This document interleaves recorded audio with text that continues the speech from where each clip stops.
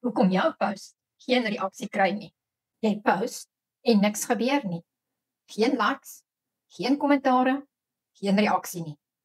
En dan begin jy wonder, wat doen ek verkeerd? Hier's 'n industriefeit wat baie mense nie besef nie.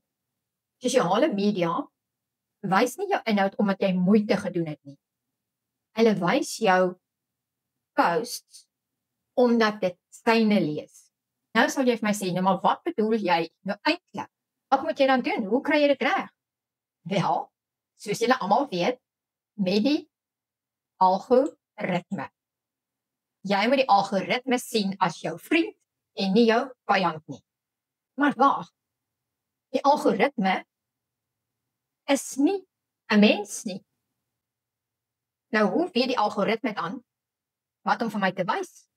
Die algoritme reageer op gedrag. Hy besluit niks self nie. Hy kyk net na gedrag. Die mense se gedrag bepaal wat die algoritme doen. Nou, mense doen 3 goed. Ons kyk, ons stop, en dan ignoreer ons of ons bly langer. Nou, daardie gedrag is die data wat die algoritme gebruik. Dit leer die algoritme wat om te doen. So eers as die mens hierdie 3 aksies gedoen het, dan kom die algoritme en hy sê, okay. En hy vat jou gedrag en hy bou patrone en hy skep voorkeure en hy groepeer dit in temas. So jou inhoud stuur 'n sein aan die algoritme. En dit is hoe jy jou inhoud moet skryf. 'n Post nie, dis nie sommer net woorde nie. Jy bepaal die sein wat jy stuur. So watter seine stuur jy dan? Jy stuur seine met jou woorde, met jou voorbeelde en met jou fokus. Dit wat jy die meeste goed doen, of die meeste goed kyk of lees, dis jou fokus.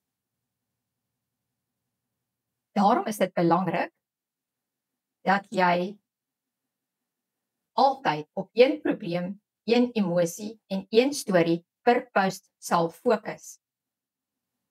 Want jy wil duidelik wees vir die algoritme vir wie hierdie stuk inhoud is.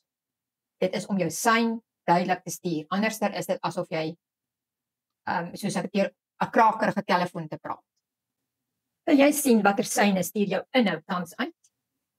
Tik O en U. Ek wys jou hoe om dit self uit te werk.